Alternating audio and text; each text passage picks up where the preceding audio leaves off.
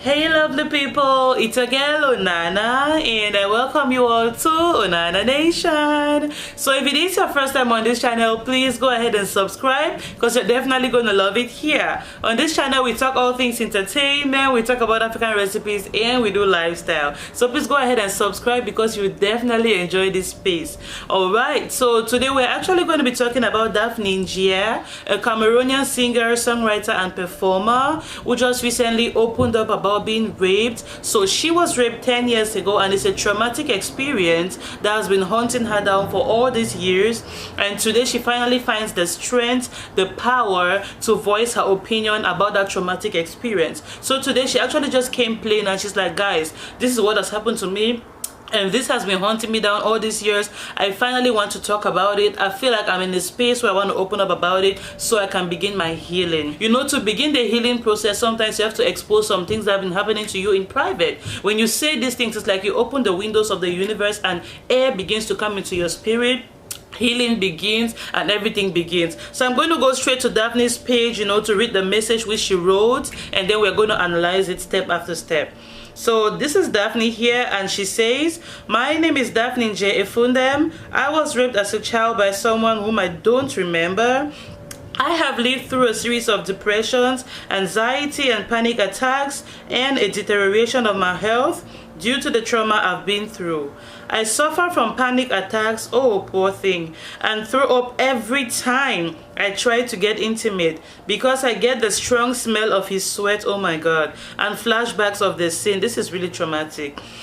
After my first relationship ended, I couldn't forgive myself for letting a man into me again. Things got worse when someone I confided in said to me, look at this one who doesn't even remember who took her virginity. Can you imagine people out here? At that point, I shut down completely. I felt like a dirty, worthless thing. In 2013, I was diagnosed with a medical condition but could not get treatment due to the fear of penetration of anything into my VJ. I had dated a number of guys who couldn't understand why I couldn't have sex. Some of them thought I was a lesbian. Some thought I had sold my VJ demonically for success in my career. Some just believed that as an artist I was sleeping around, thus the reason why I couldn't have sex with them. It's been almost 10 years since I had sex. My health got worse over the years. In the end of 2018, I was rushed to the hospital after fainting from acute pain, and after analysis, the doctors said the most important test for my condition couldn't be conducted because I was suffering from vaginismus. I don't know what this is. Maybe we'll Google it later. He referred to me a psychologist and psychiatrist, Dr. Ayum, where I started therapy. Through therapy, I have been able to overcome my depression. I'm less anxious, I'm more confident in who I am and in my abilities. By cutting my hair, I threw away everything that hindered my growth in one way or another. Amen. Though it was also done in support of a strong woman fighting with cancer, I can say I'm born again, ready to be a woman again, assertive, assuming, fearless, fully empowered and empowering. I am still a work in progress, but quite optimistic. Today, I call on you all to follow my foundation, Be Woman by Daphne.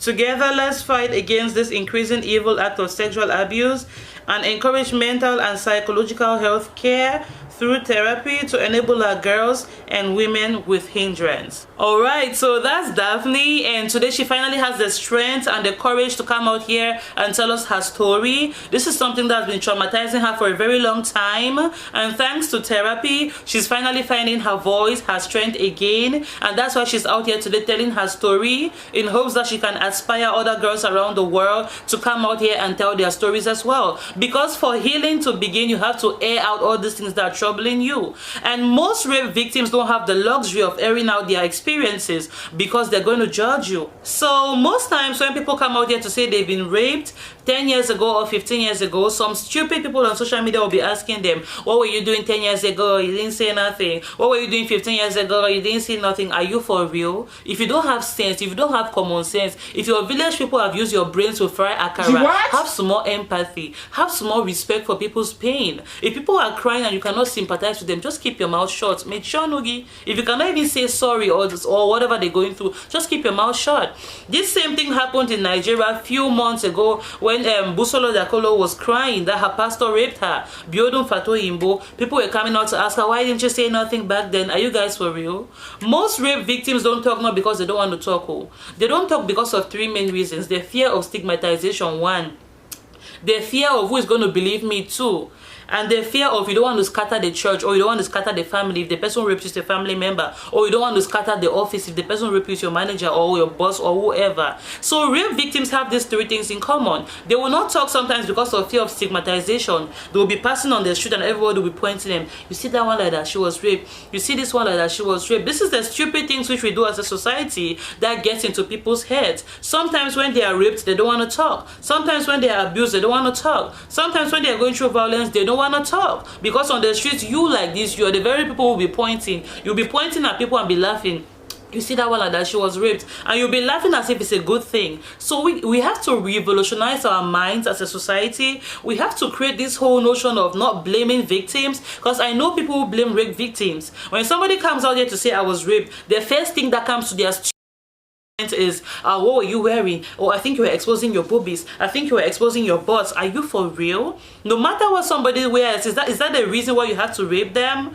So we have to change as a society this whole victim shaming, victim blaming mentality. We have to discard that. If somebody comes to you that they've been raped, your first reaction should be, oh my god, when did this happen? How did this happen? How can I help you? Do you want me to go to a lawyer? Do you want us to take this to court? Do you want us to take this to the police station? Should we go see the state council? Your first mindset should be, how can I help? It should not become a topic for gossip. You should not be the one carrying it out where everywhere, all your WhatsApp groups will hear, all your Twitter groups will hear. Somebody has been raped. Calm down and listen to them. Offer them a shoulder to cry on. Ask how you can help them. Alright, so the second thing which rape victims are scared of, I spoke about stigmatization. The second point which most rape victims are scared of to talk is the fact that they are scared that people will not believe them. The fear of who is going to believe me. Sometimes the people who rape others are people who are in authority. It could be your pastor. It could be somebody that your parents have gone and kept you there for them to watch over you. It could be an uncle. It could be an auntie. It could be somebody in the neighborhood. It could be your manager in the office. So the fear of, are they even going to believe me? That's another reason why a lot of rape victims don't talk. Because you're going to come out here and say, my pastor raped me, and people are going to be looking at you like, which pastor? Because everybody thinks the pastor is holy. They don't know that sometimes pastors misbehave. And sometimes you come out here and say, my manager raped me. People will not believe you, like, that's your boss, he can't do that. But some managers do misbehave. So when rape victims come out here to tell us things, we have to believe them. And it is true that sometimes people lie, but if you can investigate, you know, look one or two things, look one or two signs, you would know the truth. If you're invested in finding out the truth, you would know. So when rape victims come out here to tell us things they are going through, we should not laugh at them, we should not puncture their stories, we should not insult them, we should not ask them silly questions like, what were you doing 5 years ago? Are you for real? Somebody was raped 10 years ago, they were probably 10 years by then, they were probably 15 years old. What do you expect a 15-year-old girl to do? If you're a 15-year-old girl and you've been raped, you're most likely confused. You're most likely wondering like, what is going on here? What just happened to me? How did I find myself here? So they are most likely in a confused state, trying to process everything that's happened to them.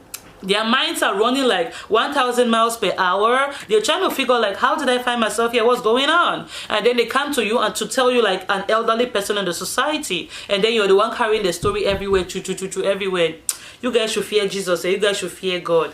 Alright, so point number 3 why most rape victims will not talk is they don't want to scatter the community. Sometimes the person who rapes you is maybe a family member. You don't want to talk because the family is going to be scattered. And then maybe to that little girl, you're thinking in your little mind, I don't want my mommy to hate my uncle. I don't want my auntie to hate her son. I don't want my this to hate. You're thinking a lot of things in your mind like, I don't want to be the reason why the family is going to be shattered. But you really have to say something.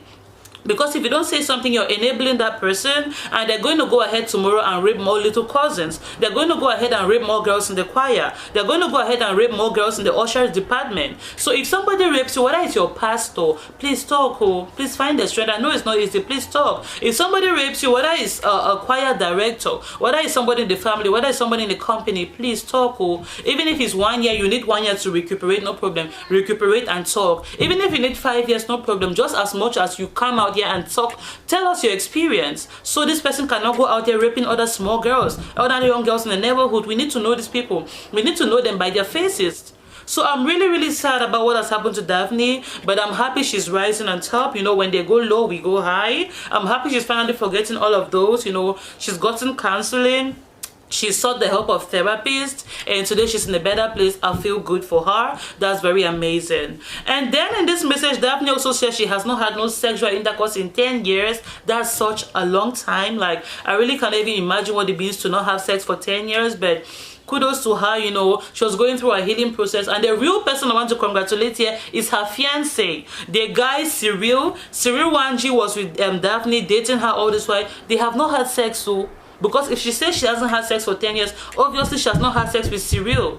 And he went ahead to propose to her. Oh my God, the love this guy can have for this girl, it came from heaven. It's such a beautiful dynamic that I cannot really understand. Like, Cyril, really? You proposed to Daphne, you've never slept with her, you've never... What? Do they make guys like this anymore? So he's the real one I want to salute here. After Daphne's traumatic experience, he was with her, beside her, taking care of her, loving her, understanding her. She opened up to him and he was like, okay babe, I understand. If you don't want to do this, I understand. I give you your space, I respect you whenever you're ready. That's such an amazing man. Like, do they make guys like this anymore? I want to give him a big salute. Like, take your accolades, Cyril. Come and take your accolades. You deserve it. So many people are scared to tell us their stories because they're going to be stigmatized. It's only your own people, only your own friends who will carry your picture and be showing you showing it to people out here. You guys read Daphne's write-up now. She was talking about a place where she confided in somebody. Your own people. It be your own people. She confided to a friend of hers, told a friend about her traumatic experience and how she was raped, and the person who raped her actually took her virginity. And this is what the stupid friend had to tell her. Look at this one. You don't even remember who took your virginity. Can you guys imagine? So sometimes it's our own people, the people around us. We cannot tell them things. You cannot tell them things because they're going to take it and now sabotage it everywhere. And then now you're going to be scared, like, oh my God, maybe I should have kept my mouth shut. But don't they tell you that a problem shared is half solved? They fool you that when you share your problem, you're getting it half solved. But in actuality, when you're sharing your problems out here, you're making yourself vulnerable. You're giving your secrets to people and you're giving them the right to talk to you anyhow sometimes. Unfortunately, that's a society in which we live in. We were supposed to be in a society where I open up to my friend and then she tells me you can come cry on my shoulder. So Daphne also says in this same message,